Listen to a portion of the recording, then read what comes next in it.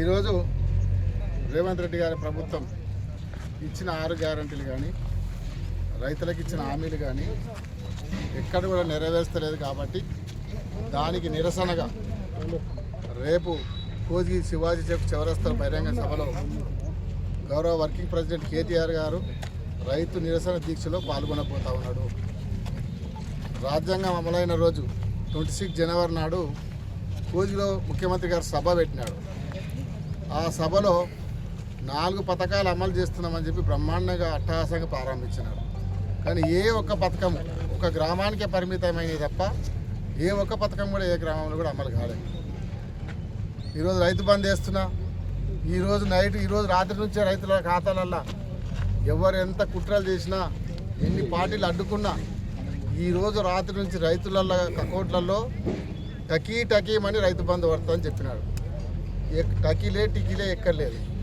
అదే కాకుండా ఈరోజు ఇందిరమ్మ ఇండ్లు అన్నాడు, ఇందిరమ్మ ఆత్మీయ భరోసా అన్నాడు, అదేవిధంగా రేషన్ కార్డు అన్నాడు.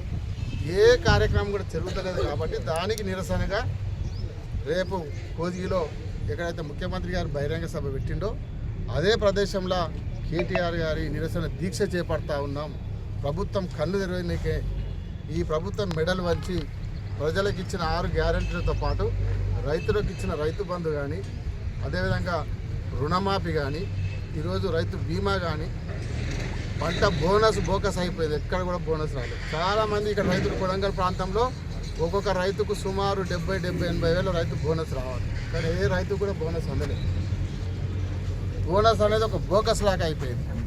కాబట్టి ఇవన్నీ అమలు చేసి ప్రభుత్వం మెడల్ వంచడానికనే ఈరోజు రేపు కేటీఆర్ గారి ద్వారా పెద్ద ఎత్తున రైతు నిరసన దీక్ష చేస్తూ ఉన్నాం. దీనికి కొడంగల్ నియోజకవర్గంతో పాటు పెద్ద ఎత్తున రైతులు, కార్యకర్తలు, ముఖ్య నాయకులు, ప్రజలందరూ కూడా పెద్ద ఎత్తున భారీ సంఖ్యలో పాల్గొనబోతూ ఉన్నారు. అందరూ కూడా పాల్గొనాలని కోరుకుంటా ఉన్నాం. దీనికి కూడా కేటీఆర్ గారితో పాటు మాజీ మంత్రివర్యులు శ్రీనివాస్ గౌడ్ గారు, సబితా ఇంద్రారెడ్డి గారు, నిరంజన్ రెడ్డి గారు, ఆర్ఎస్ ప్రవీణ్ కుమార్ సార్ గారు, వారితో పాటు మాజీ శాసనసభ్యులు ఉమ్మడి మహబూబ్నగర్ జిల్లాకు సంబంధించి, వికారాబాద్ జిల్లాకు సంబంధించి మాజీ శాసనసభ్యులు అందరూ కూడా దీంట్లో పాల్గొనబోతారు. కాబట్టి ఇది తెలంగాణకే ఈ సభ చూసిన తర్వాత ముఖ్యమంత్రి కళ్ళు తెరిచి ఇప్పటికైనా సొంత నియోజకవర్గంలో రైతు బంద్ చేయలేడు, కానీ కనీసం అన్న ఈ కొడంగల్ సభ చూసన్న ముఖ్యమంత్రి గారు కళ్ళు తెరిచి రైతు బంద్ వేయాలి, కంప్లీట్ రుణమాఫీ చేయాలి, 2000 పెన్షన్ 4000 పెంచాలి, తులం బంగారం ఇవ్వాలి, మా అక్క చెల్లెళ్ళకి ఇస్తున్న 2500 పెన్షన్ ఇవ్వాలని చెప్పి డిమాండ్ చేస్తూ ఈ సభ నిర్వహిస్తున్నాం.